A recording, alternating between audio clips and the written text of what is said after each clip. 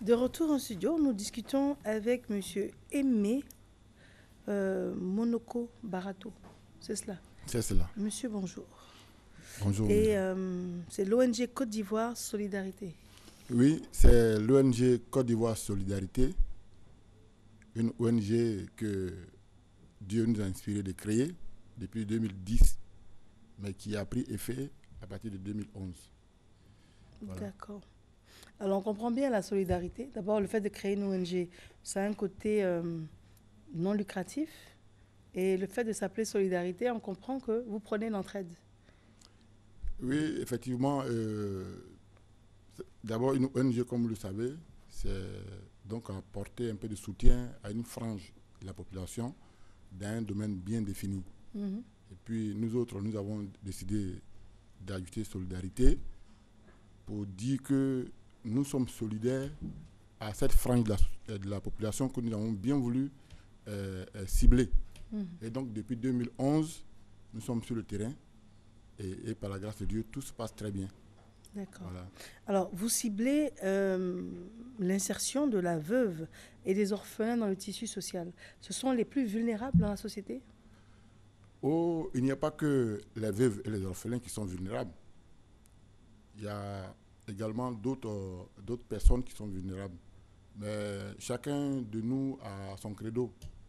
Chacun de nous a sa passion.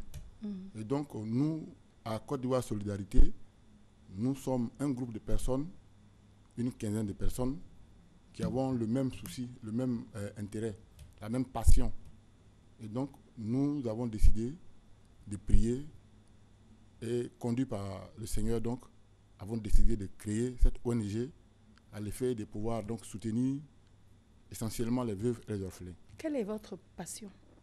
Notre passion, c'est de donner un peu de joie aux veuves et aux orphelins. Et cela, nous le faisons depuis 2011. Donc, ça veut dire que quand vous vous réveillez le matin, votre souci permanent, c'est de pouvoir apporter de la gaieté, du bonheur aux veuves et aux orphelins. C'est votre combat quotidien. Oui. Quand nous nous réveillons, tous les membres, je dis bien tous les membres, quand nous nous réveillons des coups de fil, tant que on n'a pas réagi en faveur d'une veuve ou d'un orphelin, on n'est pas à l'aise. D'accord. Franchement, on n'est pas à l'aise. Et donc, nous sommes aujourd'hui à nous sommes à 8 éditions déjà, dans toute la Côte d'Ivoire, parce que nous le faisons à Abidjan, dans le quartier d'Abidjan, et également à l'intérieur, dans les villes de l'intérieur. Et donc, chacun de nous est interpellé, et tous les matins, nous avons des messages que nous recevons pour que le travail se fasse de manière conjointe. Alors, quand on parle d'insertion, vous parlez d'insertion professionnelle, sociale? Oui, l'insertion, on va dire, d'abord, il faut définir les choses dans leur contexte. Quand monsieur n'est plus, ça c'est pour la veuve. Quand le père n'est plus, ça c'est pour les orphelins. Du coup, tout s'arrête. Voilà, généralement en Afrique, c'est le père qui travaille.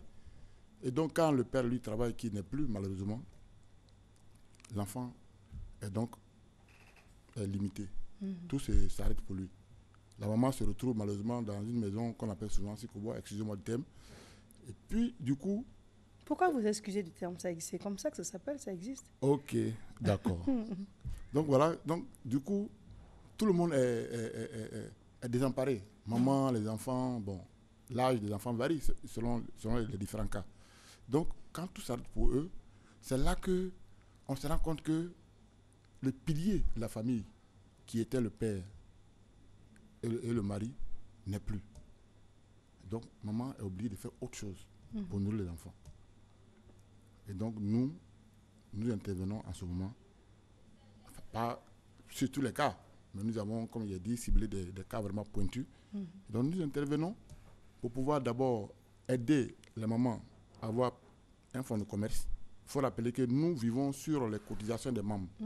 Nous vivons également sur le partenariat de nos amis qui nous viennent en appoint quand nous avons des éditions, et même en dehors des éditions, qui viennent nous faire des dons, parce qu'ils savent que quand ils nous donnent un peu de sous, un peu de vivres, nous les utilisons en bon escient. Et donc, ils ne tardent pas à nous venir en appoint. Et donc, quand ils viennent en appoint, c'est en ce moment que nous avons la possibilité de trouver des petits fonds de commerce au moment pour pouvoir les réinsérer dans une activité lucrative. Généralement, c'est le commerce qu'elles font parce que là, on ne peut pas trouver autre chose que ça dans un premier temps. Donc, elles font le commerce, mais on leur demande, cet argent qu'on vous remet, ça servira à travailler pour 6 mois, soit pour 6 mois ou pour 1 an. Et puis après, vous nous rembourserez le capital. Enfin, elles sont encadrées, elles sont suivies? Oui, on a leurs contacts, leurs photos, on sait où elles habitent, généralement. On communique pratiquement tout le temps avec elles. Maintenant, pour les enfants, il faut dire que d'un premier temps, on requiert d'abord les élèves. Voilà, les élèves, et puis bon, à chaque rentrée scolaire, ils ont des kits scolaires. On va plus loin même avec certains élèves pour qui on a payé les frais de scolarité de la 6e en terminale. Voilà, on avait une fille même de Bassam qui a été recalée. Elle n'est pas allée en l'école est gratuite aujourd'hui en Côte d'Ivoire? Oui, mais c'est vrai, c'est gratuit, mais on préfère... Vous la mettez dans le système privé? Oui, c'est cela. Bon, je n'ai pas dit ici le nom de l'établissement. Non, on ne vous demande pas ça non plus. Oui, mais on le met généralement dans les systèmes privés, de sorte qu'ils soient bien suivis. C'est vrai que c'est un peu coûteux, mais on s'arrange pour pouvoir payer par fraction. Pourquoi le système public, l'encadrement est différent? Non, il n'est pas différent. Il n'est pas différent, mais on va dire, d'un premier temps, tout le monde va au public, ça c'est vrai. Mais nous, on a décidé d'aller d'abord avec le privé. D'accord. Voilà. Et puis, on n'a pas eu tort parce que les résultats aussi ont accompagné après. D'accord. Voilà. D'accord. Et donc, ça, c'est pour les élèves. Maintenant, les autres orphelins, nous avons aussi mis sur pied un système qui consiste donc à trouver des petits emplois pour eux. Bon, généralement, on le met dans les sociétés privées, il faut un petit contrat. Et puis, après 6 mois, après 1 an, quand ils ont une petite économie, ils viennent nous voir pour dire voici ce que nous avons pu avoir. Puis bon, ils vont présenter un concours pour ceux qui ont un niveau. Bon, il y a certains aujourd'hui qui ont été heureusement gardés dans les sociétés, qui sont donc embauchés. Ça, c'est une grâce de Dieu. Et donc, nous avons... Donc, oui. Au stade d'aujourd'hui, vous avez pu aider, quand vous faites une rétrospective, vous avez pu aider les personnes par centaines? C'est plus que, oui, par centaines. Par milliers? Non, pas par centaines, c'est ça. C'est par centaines. Parce qu'aujourd'hui, on a installé des mamans qui font le commerce. On avait mis sur pied un système de fonctionnement, de sorte qu'on ait des petits tricycles qui travaillent. Et puis, on a le versement qui est fait chez la trésorière, Mme Adou. Et puis, à partir de là, on installe les femmes à faire le commerce. Voilà, donc, en décembre passé, on a pu donner des fonds à certaines femmes. Il y a même des mamans qui avaient des problèmes d'yeux. Et donc, on allait même voir un spécialiste. Et puis, elles ont pu avoir des lunettes. Et c'est pour essayer de se débrouiller avec ça. Voilà. Donc, nous sommes un peu partout avec eux. On va dire que c'est le quotidien des veuves et des orphelins que nous assurons. Nous sommes complices. Mais souvent, il y a un déclic. Qu'est-ce qui a été à la base de votre engagement pour ce combat? Oui, il faut dire que, tout à l'heure, comme l'a dit mon fils l'unique, c'est des faits de société. Ce sont des choses que nous vivons au quotidien. Quand on est là, qu'on a vu que le voisin, quand le père était là, le mari était encore là, et en tout cas, la vie se passait bien à la maison. Et puis, du coup, après le décès du conjoint, du père et du mari, on se rend compte que les enfants sont livrés à eux-mêmes. Généralement, ils viennent chez le voisin pour manger, pour chercher à manger, tout ça. Quand c'est la rentrée, c'est difficile. Ce sont des faits que nous vivons tous les jours. Donc, on a vu que Dieu nous a fait grâce qu'on pouvait intervenir. Donc, on a dit, voici ce que nous devons faire. Parce que Dieu a dit à cet effet que la vraie religion, c'est celle qui consiste à soutenir les veuves et les orphelins dans leur affliction. Donc, nous voulons aujourd'hui prendre cette parole au rebond pour dire que nous voulons aussi faire l'œuvre de Dieu. Voilà, parce que soutenir quelqu'un qu'on ne connaît pas, il faut dire que ce sont des gens qu'on ne connaît pas du tout. Hein. On ne connaît pas. Quand l'édition arrive, on amène nos amis, nos partenaires, tous les membres actifs de l'ONG sur le terrain pour aller faire ce qu'on appelle un recensement. Et puis, c'est ceux qui sont réellement dans les problèmes que ceux-là que nous touchons. Donc, c'est parce qu'on voit qu'il y avait des parents qui étaient bien et quand le père est parti, du coup, il y a des problèmes. Comme nous avons dit, bon, nous, aujourd'hui, on peut essayer de les aider. Alors, comment les membres de l'ONG, une bonne quinzaine, nous sommes retrouvés, on a prié et on a créé cette ONG. Et il faut dire que Dieu nous accompagne dans cette mission. D'accord. Parce que depuis que nous avons mis sur pied cette ONG, par la grâce de Dieu, avec l'aide de nos partenaires, tout se passe bien. Et vous avez beaucoup de partenaires qui interviennent, qui vous assistent? Oui, il faut dire même, il y a même des gens qui sont même en train de frapper à la porte. Ils se demandent comment se fait l'adhésion. Ils veulent venir, ils veulent faire des dons. Comment vont s'y prendre. D'accord. Et je leur ai dit, bon, on va informer donc le bureau, se réunir et puis on va les insérer avec nous. D'accord. Nous sommes quasiment au terme de notre entretien. Quels sont vos propos pour terminer et sûrement des contacts?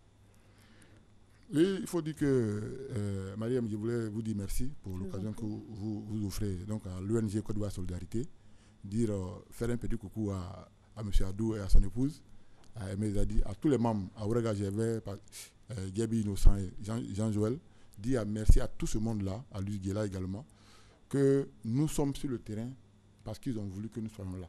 Parce que quand un président vient aujourd'hui à la télévision parler de l'ONG Côte d'Ivoire Solidarité, parce que les membres sont d'accord.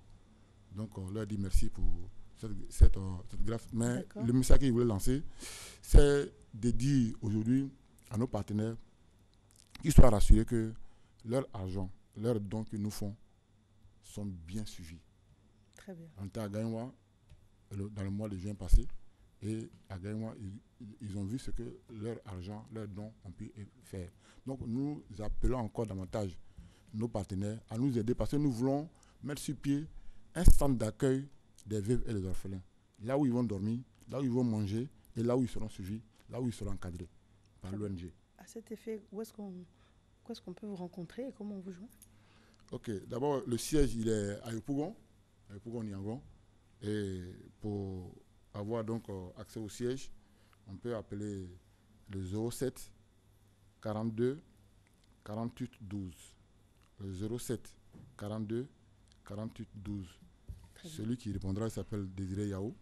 Et le 47 48 51 12. Lui, il s'appelle Aimé Zadi. Merci en tout cas, M. Aimé Monoko Barato.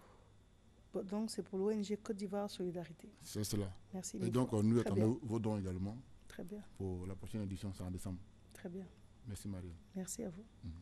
Christelle Akoussa signe la réalisation. Nous avons une page de publicité et nous allons recevoir nos invités de la direction commerciale et marketing.